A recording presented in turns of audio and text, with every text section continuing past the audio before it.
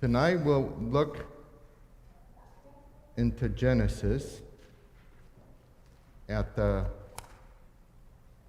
beautiful personality in the Bible, the account of Joseph.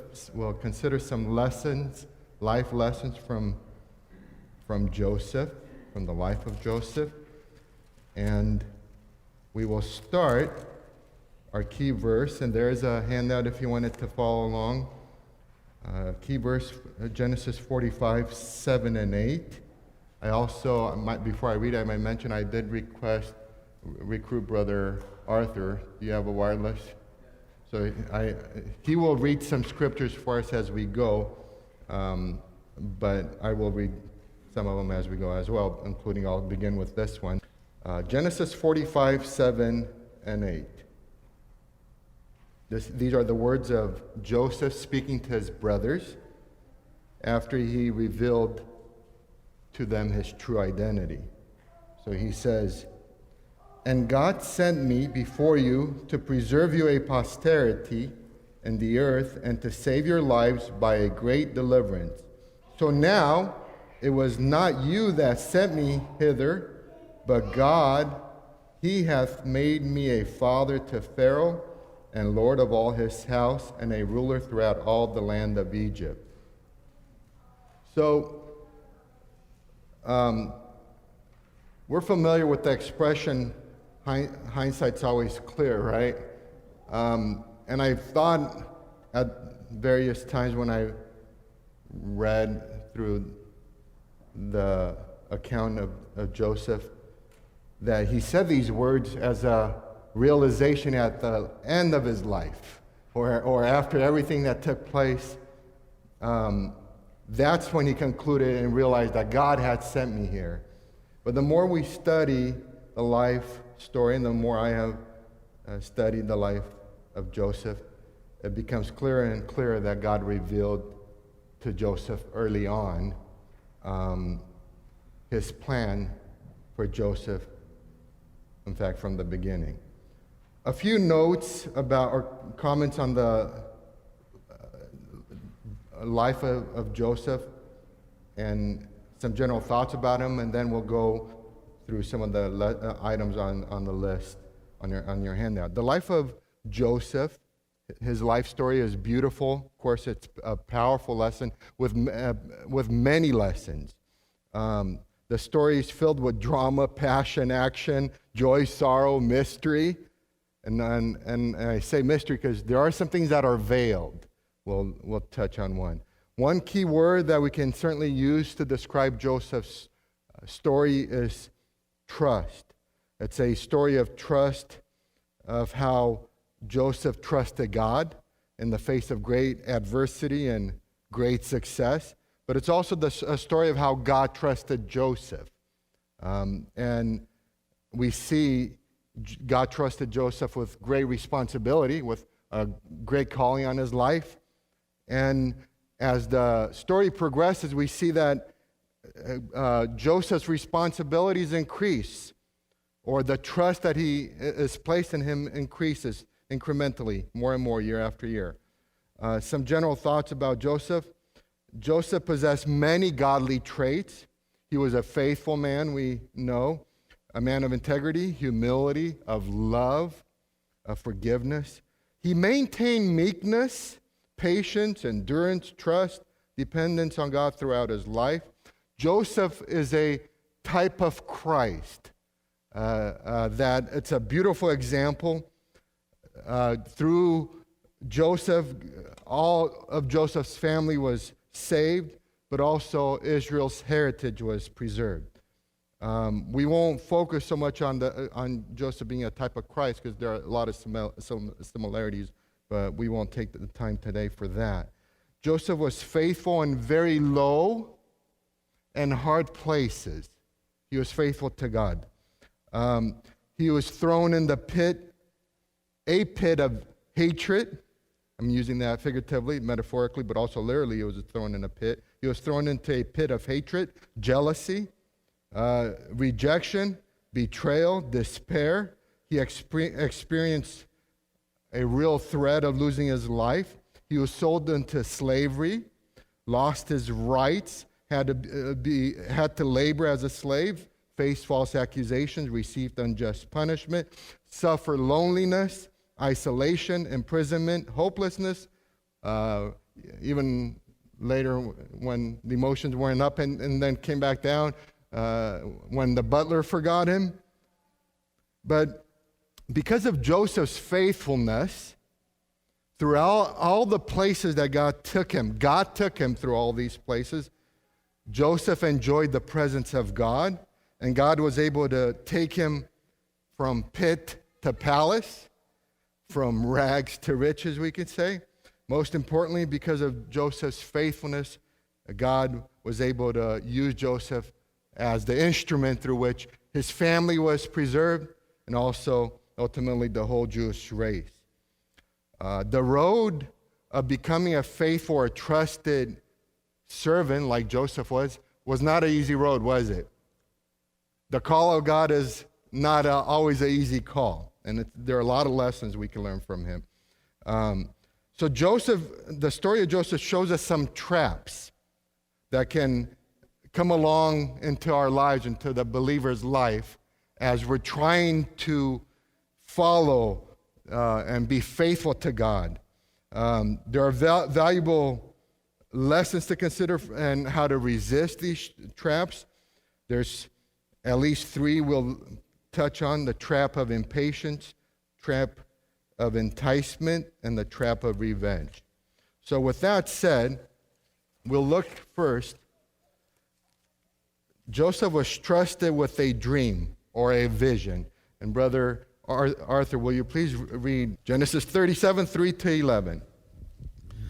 Now Israel loved Joseph more than all his children, because he was the son of his old age.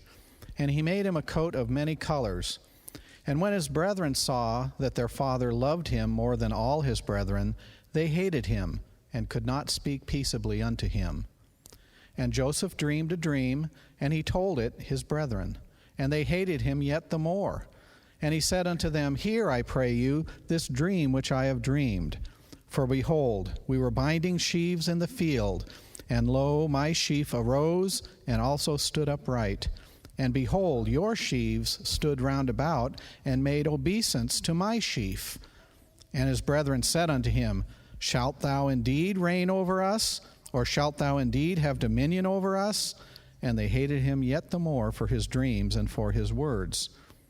And he dreamed yet another dream, and told it his brethren, and said, Behold, I have dreamed a dream more.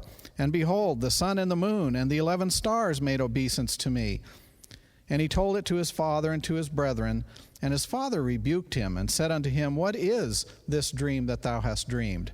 Shall I and thy mother and thy brethren indeed come to bow down ourselves to thee, to the earth? And his brethren envied him, but his father observed the saying. So before we consider anything else we just read, note the last few words, but his father observed the saying. That reminds me of Jesus' mother, after she heard about Jesus, and how Mary pondered these things in her heart.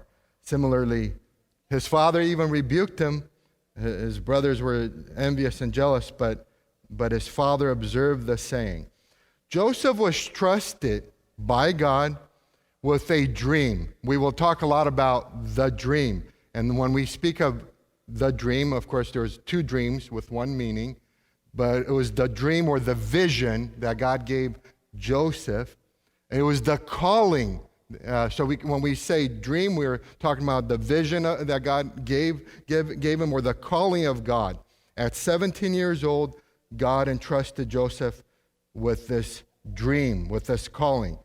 God had revealed to Joseph the future for Joseph and for his family, and probably in a way that only he understood, and not his family. God blessed Joseph, we know this, with the gift of dreams and interpreting dreams. He had the ability to interpret dreams, and that reputation followed him. His brothers referred to him as this dreamer. In Genesis 41:15, we read that the news eventually, his reputation got even all the way to Pharaoh. And Pharaoh tells Joseph, I have heard say of thee that thou canst understand a dream to interpret it. None of the others could. So, if you turn to Genesis 41, because we're going to do a little parallel briefly between Pharaoh's dream and Joseph's dream. So Joseph's story begins with these two dreams, which together they revealed God's plan for Joseph and his entire family. In ancient times, double dreams signify certainty of fulfillment, of their fulfillment. We remember that Pharaoh also had two dreams, right? And with one meaning. And notice Genesis 41, verse 32. And for that dream, these are the words Joseph says to Pharaoh. And for that the dream was doubled unto Pharaoh twice. It is because the thing is established by God, and God will surely bring it to pass. So Joseph affirms the fact that you had two dreams with the same meaning. It is God telling you this is going to come to pass. He has established it, and he will carry it through. Do you think he made any connection between his two dreams and the same fulfillment, that his family would bow down to him? Yeah.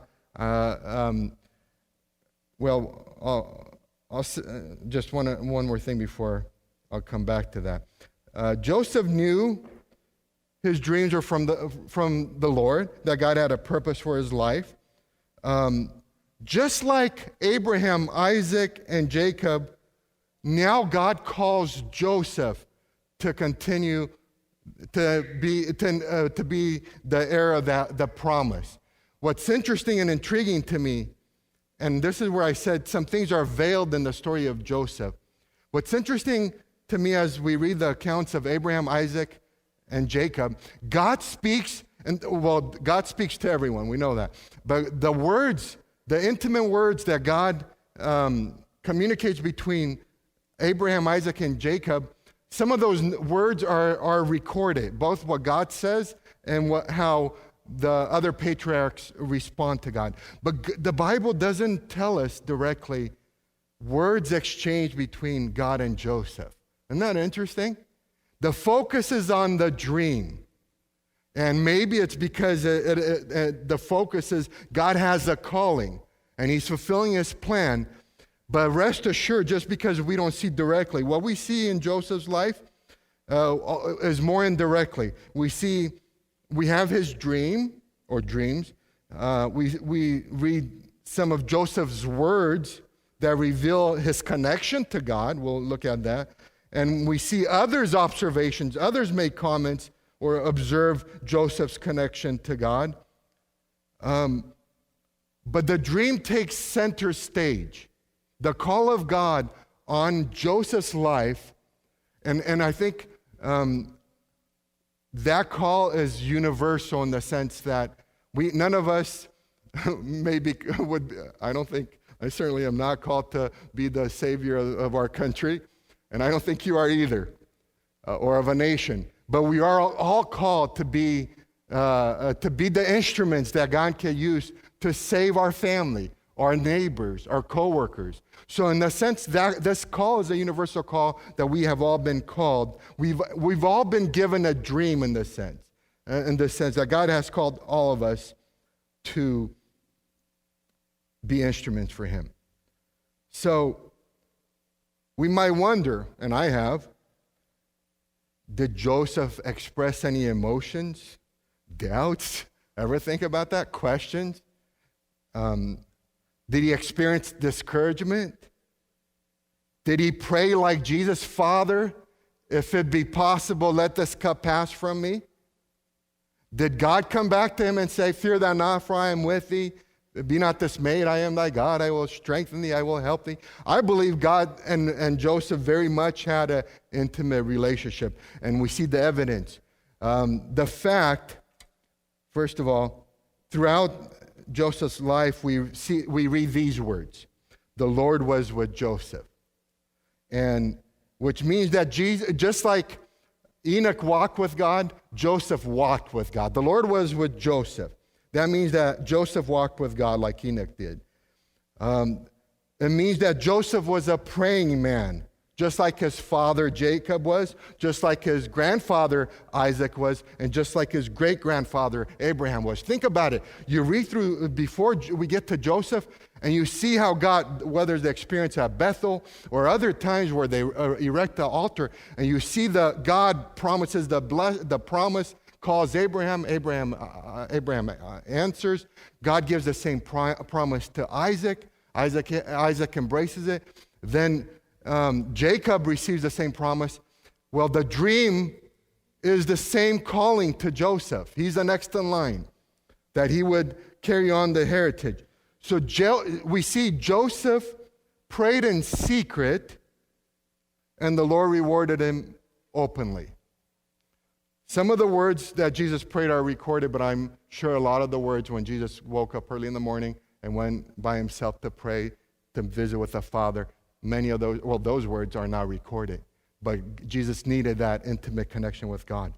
So rest assured, just because we don't read that Joseph talked to God and God talked to Joseph, you would not have the results you do if there was not a connection between them. And we look at this. Genesis 39:3, we read, and his master, meaning Potiphar, saw that the Lord was with him, and that the Lord made all that he did to prosper. Genesis 39:20, the end of verse 20 says, and he was there in prison. Where was he? He wasn't in the palace. Totally opposite of the dream. The dream was a promise that he would rule. He would be in a palace, but he was in prison. But verse 21 says, the Lord was with Joseph and showed him mercy and gave him favor in the sight of the keeper of the prison. Then Genesis 41:38 and 39, we see Pharaoh said, again of Joseph, unto his servants, can we find such a one as this is, a man in whom the Spirit of God is? And Pharaoh said unto Joseph, and then at the end, there's none so discreet and wise as thou art. So these words, the Lord was with Joseph, does not mean, it's not something to make light of, but the words, the Lord was with Joseph, does not mean that the Lord hung around Joseph like an unwanted tag-along. The Lord was with Joseph. Joseph was doing his own thing, and the Lord was with him. Does it work that way? In a sense, God is everywhere. But that describes, and they observed these Potiphar, the warden of the prison, the Pharaoh observed that the Lord was with them. So the reason the Lord was with Joseph was because Joseph kept the Lord with him. Yes? Yeah. The reason the Lord was with them because Joseph was in constant contact with God. And he was in a position where God could reveal his will to Joseph. Genesis 48, we notice this. You have to have an intimate connection with God. And like I said, this is the part that's a little veiled. We see the results. And they, meaning the butler and the baker, said unto him, we have dreamed a dream, and there is no interpreter of it. And Joseph said unto them, do not interpretations belong to Joseph? No, he didn't. If you're reading, it says, do not interpretations belong to God? Tell me them, I pray you. So Joseph says, you tell me the dreams, but the interpretation belongs to God. So somehow, after they told him the dreams, he and God had a conversation, and God revealed. Whether it happened instantly or not, there was a connection. There's the result of an intimate relationship with God that Joseph had. And therefore, the butler and the baker observed that God revealed the dreams to Joseph. It wasn't magic. It was God and man communicating. Genesis 41:15 and 16, and Pharaoh said unto Joseph, then later in that verse, I have heard say of thee that thou canst understand a dream to interpret it. And Joseph answered Pharaoh, saying, it is not in me God shall give Pharaoh an answer of peace. So, but God entrusted Joseph with this calling, with this dream. And this dream represents the communion with God. That dream came out of a fellowship, of a relationship, a faithfulness between God and Joseph. God entrusted Joseph and revealed his divine purpose for Joseph's life.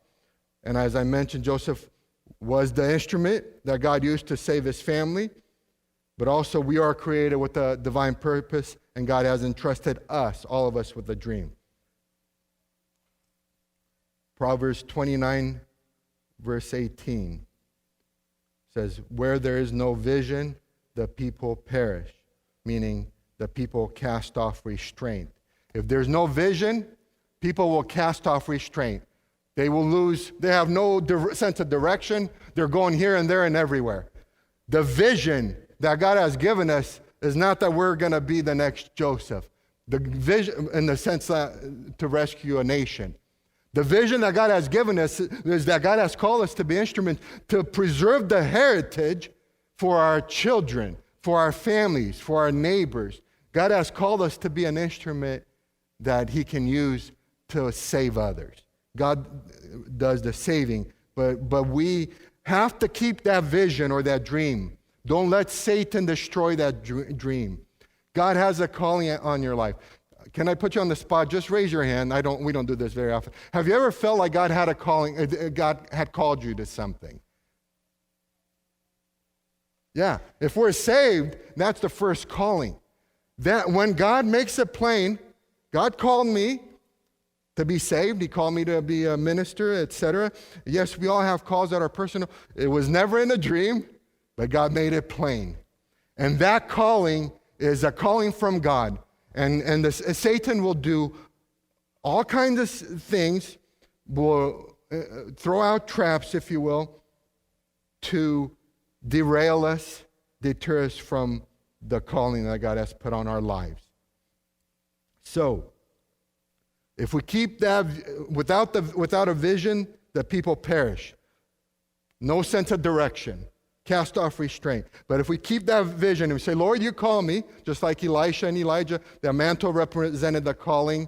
When Elisha took the mantle, that represented God's call on Elisha's life. He takes the mantle and he strikes the Jordan River. That we take the calling of God, if you will, and say, God, you called me. You gave me this dream. Did Joseph have this kind of conversation with God? Lord, you gave me this dream, but I'm in a pit. You gave me this dream, but I'm in slavery. You gave me this dream, but I'm in prison. Keep that vision that God has called us to be a witness. And one thing I might say now, God cannot accomplish His plan if we allow Satan to deter us from the call. That was very vivid. It's still His call to be witnesses for Him. The trap of impatience is the first trap. If you're looking on your hand now and you want to write that in, the trap of impatience. And we could use Moses too. He somehow knew, the Lord revealed to him that he would be the deliverer for Israel. And he tried to do one man at a time, right? And that wasn't God's call. So there's even some actually suggest, Bible commentators, that Joseph made a mistake. He was premature in sharing the vision or the dream with his brothers, and almost they certainly saw it as an arrogant thing. But I wonder if it was simply that he was excited because he heard from God, and there was just simple faith and humility. He wasn't trying to get ahead of God. He wasn't impatient. I think he was just sharing, because notice when they accused him, when they turned against him, he remained silent. Joseph's dream was a threat to his siblings. Well, his brothers saw his dream. In fact, in Genesis 37, verse 20, when he came to them, he says, "Come now, therefore, let us slay him." This is his own brothers. "And cast him into some pit, and we will say some evil beast have devoured him. And we shall see what will become of his dreams." They try to kill the dreams. In fact, that's why they took it, the fact that they recognized this double dream had a meaning. And it was warranted for them to see it as a threat. So they tried to destroy the dream or God's purposes. And the enemy will fight relentlessly. He will, to destroy the call of God in your life. What's interesting is that he doesn't always make it obvious. He sneaks in oftentimes through the back door. He doesn't come to us and negotiate and say, hey, I'd like to talk you out of your birthright. I'd like to talk you out of the calling that God has placed on your life. No, he makes it appealing. He makes it make sense.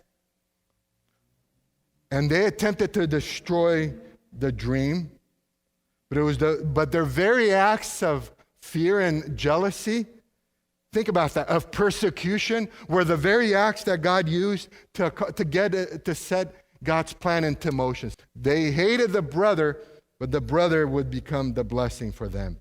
So God has called us, given us a dream, if we will, a vision to be witnesses, ambassadors for him. Sometimes we can be tempted to run ahead or to speak. Sometimes our words may fall on deaf ears.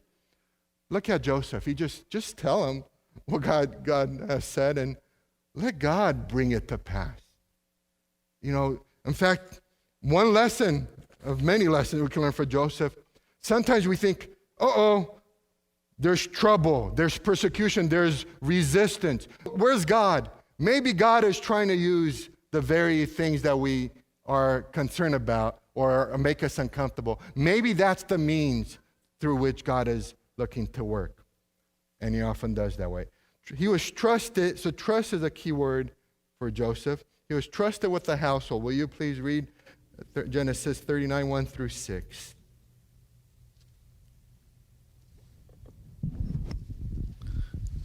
And Joseph was brought down to Egypt, and Potiphar, an officer of Pharaoh, captain of the guard, an Egyptian, bought him of the hands of the Ishmaelites, which had brought him down thither. And the Lord was with Joseph, and he was a prosperous man, and he was in the house of his master, the Egyptian. And his master saw that the Lord was with him, and that the Lord made all that he did to prosper in his hand. And Joseph found grace in his sight, and he served him. And he made him overseer over his house, and all that he had he put into his hand. And it came to pass from the time that he had made him overseer in his house and over all that he had, that the Lord blessed the Egyptian's house for Joseph's sake. And the blessing of the Lord was upon all that he had in the house and in the field. And he left all that he had in Joseph's hand, and he knew not what aught he had, save the bread which he did eat. And Joseph was a goodly person and well favored. Because we just read the last phrase there, Joseph was a goodly person and well favored. That means he was very handsome or good looking, or he was well built. He was physically attractive. We'll get back to that. But here we see Joseph was trusted with the household. His brothers' hatred was so intense, they conspire to kill him, to throw him in a pit. Reuben, his older brother, intercedes, and Joseph is thrown in the pit alive. As they are enjoying a meal, the Ishmaelites come by, we know the story, and they decide instead of slaying him to sell him into slavery. The Ishmaelites take Joseph to Egypt, and then Potiphar buys Joseph and becomes his slave, his servant. And we see that God was with Joseph and prospered him. When his master saw that the Lord was with him, he entrusted to Joseph's care everything he owned. That's trust. And here's the trap of enticement that he faced. And this trap, is a real one, just like all the others, to he was tempted to turn away or to stray away from God, to throw away his dream. Genesis 39:6, we read that he was an attractive man. Verse 7, we read, "And it came to pass after these things that his master's wife cast her eyes upon Joseph, and she said, 'Lie with me.' But he refused, and said unto his master's wife, Behold, my master knoweth not what is with me in the house. He hath committed all that he hath to my hand. My master trusts me. He's placed trust in me. There's none greater in his house than I. Neither hath he kept back anything from me but thee, because thou art his wife. But how then can I do this great wickedness and sin against God?" And then notice verse 10, it says, "It came to pass that she spake to Joseph day by day." Temptation came in private. One day, we read that he hearkened not unto her, even though she came day by day. And one day when everyone was out of the house, she again attempted to entice him, and he flees, leaves his garment in her hand. The temptation came in private, when there was no one around except God and his conscience. The temptation came, and he resisted, but finally, the Bible talks about resist temptation, but it also says flee.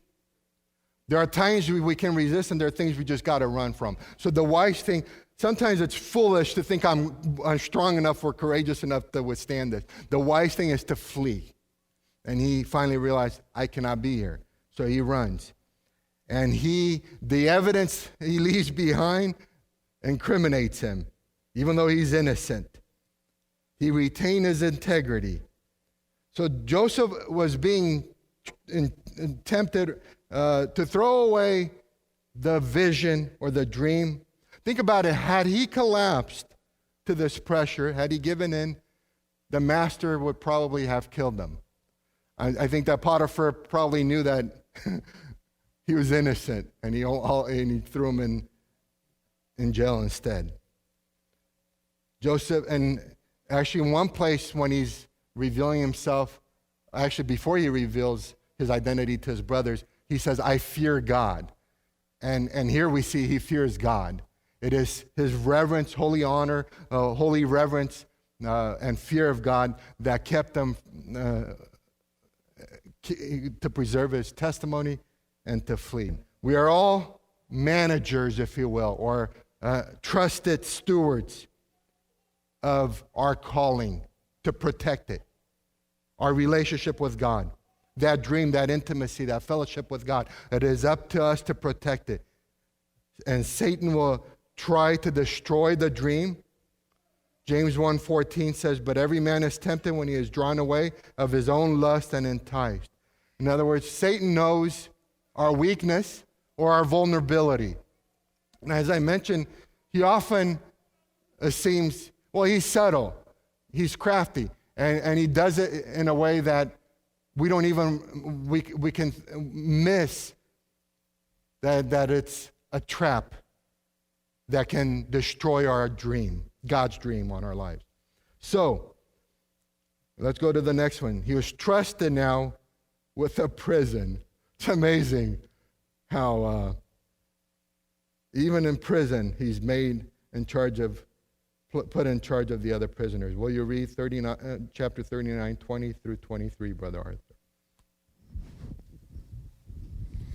And Joseph's master took him and put him into the prison, a place where the king's prisoners were bound. And he was there in the prison. But the Lord was with Joseph and showed him mercy and gave him favor in the sight of the keeper of the prison. And the keeper of the prison committed to Joseph's hand all the prisoners that were in the prison. And whatsoever they did there, he was the doer of it. One more? Yeah. The keeper of the prison looked not to anything that was under his hand, because the Lord was with him, and that which he did, the Lord made it to prosper. The keeper of the prison looked not to anything that was under his hand. That's being trustworthy. Because the Lord was with Joseph, God blessed him even in prison. So we know, as we move ahead in the story, Joseph interprets the dreams of Pharaoh's baker and butler, and then the butler is restored. And now there's, it's interesting. Joseph was not hesitant to speak up for himself. There's nothing wrong with soliciting the king to, hey, get me out of here, I'm innocent. So he says to the butler, be sure to speak a word, remember me. And butler assures him, I will remember you. And sure enough, the butler forgets. That dream. 2 years pass by. And finally, Pharaoh now needs help interpreting a dream, and the butler remembers Joseph. Chapter 41, verse 14, it says, then Pharaoh sent and called Joseph, and they brought him hastily out of the dungeon, and he shaved himself and changed his raiment and came in unto Pharaoh. I've heard somebody say, Joseph didn't say, nah, I'm not going to shave, I'm not going to change clothes. He needs to see me in my misery, see what they're doing to me. Sometimes maybe we need to convey, you don't understand how hard I have it. But no, he cleaned up. And as Christians, when God has given us a calling to shine for him, we want to live in a way that we're happy in Jesus. Maybe he wasn't allowed to come into his presence without being cleaned up, but either way, he did it. So, next we see that he was trusted with a country. By this point, he's 30 years old. So the dream came at 17. For 13 years, very low valleys, down in the pit of despair, literally. And things seem to be going farther away from the calling of God. Yet, Joseph was faithful. So, now, will you read chapter 41, 38 through 43, please? Yes, and Pharaoh said unto his servants, can we find such a one as this is, a man in whom the Spirit of God is? And Pharaoh said unto Joseph, forasmuch as God hath showed thee all this, there is none so discreet and wise as thou art. Thou shalt be over my house, and according unto thy word shall all my people be ruled. Only in the throne will I be greater than thou. And Pharaoh said unto Joseph, see, I have set thee over all the land of Egypt. And Pharaoh took off his ring from his hand, and put it upon Joseph's hand, and arrayed him in vestures of fine linen, and put a gold chain about his neck. And he made him to ride in the second chariot which he had. And they cried before him, bow the knee. And he made him ruler over all the land of Egypt. So, because of his faithfulness, God brought him from the prison to the palace now. And he was made, we could say, VP of Egypt, second in command. Number 5, trusted with a heritage. And this brings us back to, includes the key verse we read. Will you read Genesis 45, 4 through 9? And Joseph said unto his brethren, come near to me, I pray you. And they came near. And he said, I am Joseph your brother, whom he sold into Egypt. Now therefore be not grieved, nor angry with yourselves, that ye sold me hither. For God did send me before you to preserve life. For these 2 years hath the famine been in the land, and yet there are 5 years, in the which there shall neither be earing nor harvest.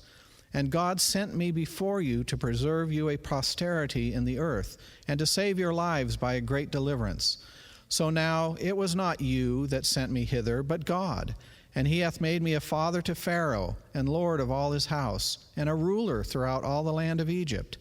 Haste ye and go up to my father, and say unto him, Thus saith thy son Joseph, God hath made me Lord of all Egypt. Come down unto me, tarry not.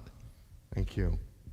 So Joseph was able to see that God didn't just place him in charge of a country, but it was something greater. He was placed in charge of a heritage.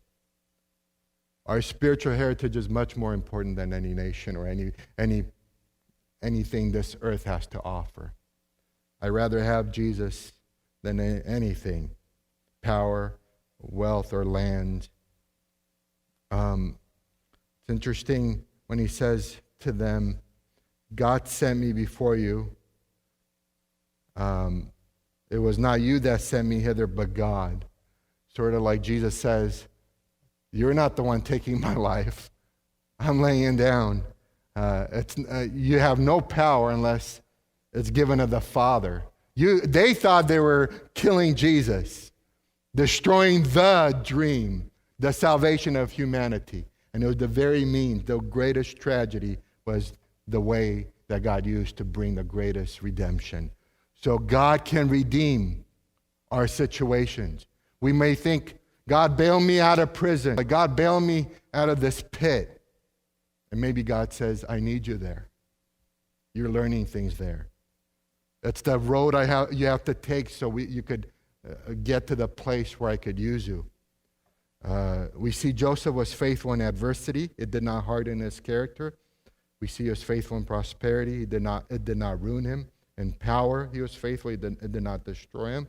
He was the same in private and in public. The last trap we look at today is the trap of revenge. The temptation here is to look behind, to remember the past, and respond. Do you live in the present? Do you live in the future or in the past? Different people, different personalities, have different dispositions, focus on different aspects. Some are always thinking ahead that the best is yet to come. They want to look forward to something. Others, they just, you only have one life to live, they're focused on now. And others are always living in the past. How people wronged them, how regrets, how they could have done things differently. And revenge is back there. It deals with the past. So one more verse for Brother Arthur tonight, Genesis 42, 8 and 9, the trap of revenge. And Joseph knew his brethren, but they knew not him. And Joseph remembered the dreams which he dreamed of them, and he said unto them, Ye are spies, to see the nakedness of the land ye are come. This is the moment Joseph was waiting for. I got you now. That's a temptation. And we see that Joseph extends.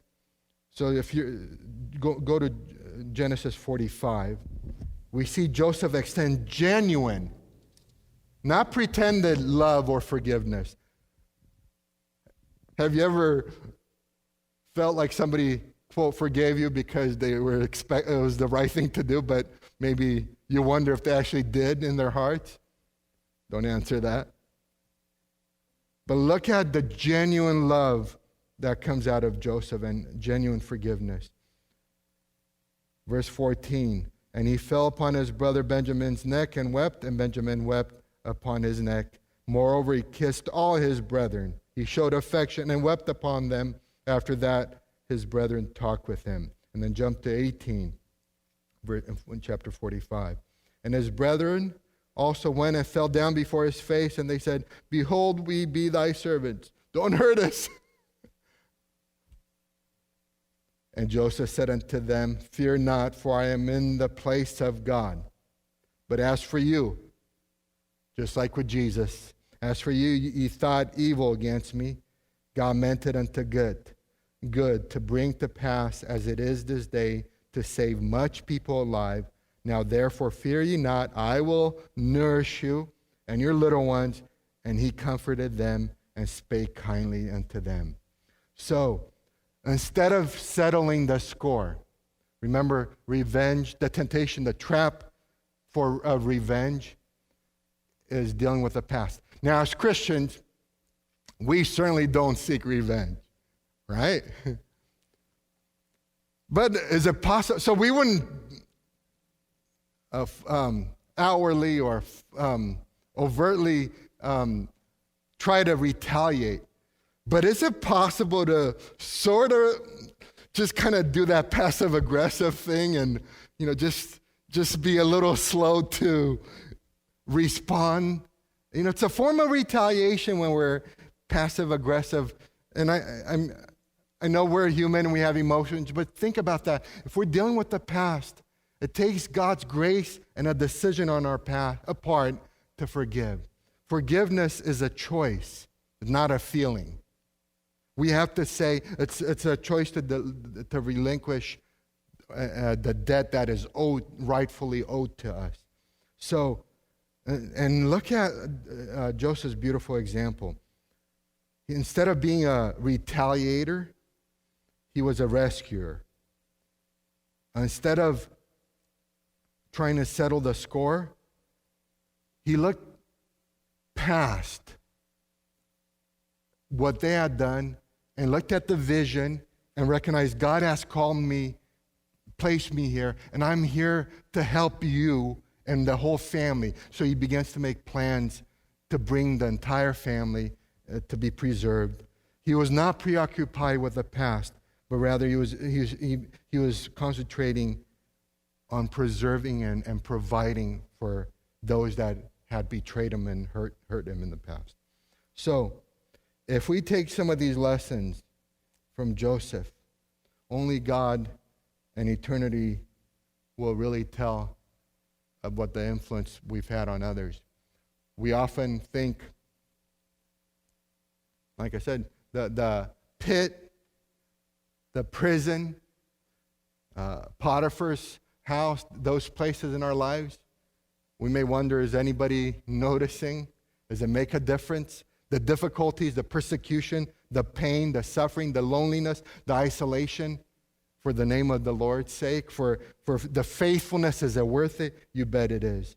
Difficulties, hardships, may they not deter us from the call on our lives. I heard one of my pastors years ago used to refer to whatever the situation is. He used to say a lot, we need to rise above it. And I think that's a good thought to conclude with from Joseph's example. Yes, it's true. You betrayed me. Yes, you meant it for evil. You did hurt me. But I'm going to rise above it. Yes, you wronged me. But by the grace of God, I'm going to do what I've been called to, and is to be a witness, an instrument that God can accomplish his dream or his vision in my life and in my families, in our church, in our community, etc. So today, there was a lot said. May the Lord help us as we ask the Lord to take with us what we have heard tonight.